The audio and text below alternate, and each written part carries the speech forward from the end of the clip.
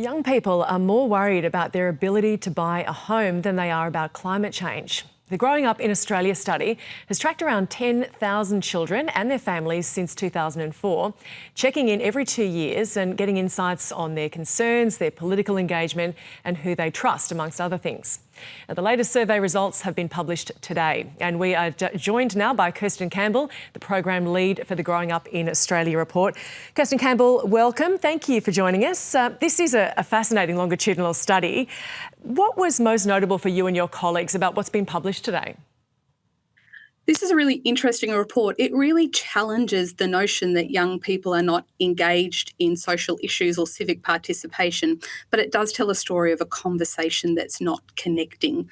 Young people are changing how they want to engage in civic life, and there's real opportunities to meet them where they're at, to bring their voice into shaping our future. Okay, so we'll get more on that in a moment. But firstly, just tell us about the ages of the cohort that you're studying, and what does that tell us about the moment in time that they're navigating? Absolutely. Our cohort is right in the middle of Gen Z. So at the age that we did this study, they were in their early 20s and their mid-20s. So really at that stage where they're moving into being an adult and living independently. And it was great to get their thoughts around what that looks like for them and what's important to them. So tell us, as they move into adulthood, what are the bigger concerns for them? Absolutely. As you said up front, Gemma, and as we would expect, housing is a really front of mind issue for this group, far eclipsing the other issues that we assessed. There's also a high level about environmental concerns, really thinking about what those natural weather events in the future looks like, and some level of concern about global economic outcomes.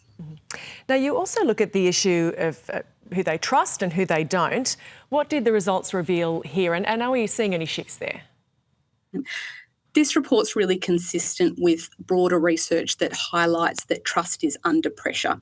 We saw a really uneven profile of trust in public institutions, with hospitals and police scoring quite highly, but media outlets and politicians scoring really quite low. Only 15% of our people had a high level of confidence in politicians and the political process. This is really important because trust is a key ingredient of social cohesion, and something that we want to be building. And what are you seeing? I mean, you mentioned a moment ago about how they're connecting, where they're getting their information from, and any overlay there with that last question about trust? Yeah.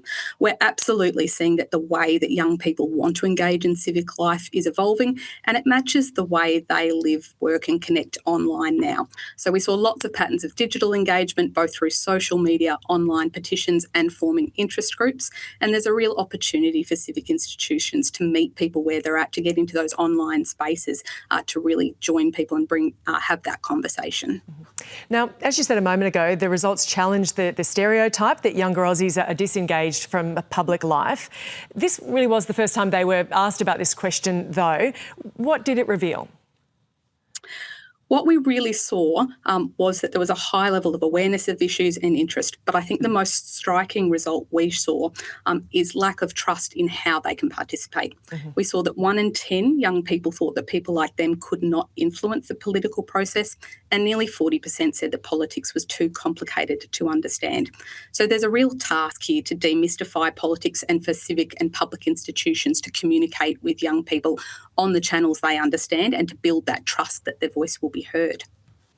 Now, the government, which we know in the recent budget, has wound back property investor tax concessions. They say that young people are in their sights there. What should they take from this report, where we're seeing that housing is the number one issue?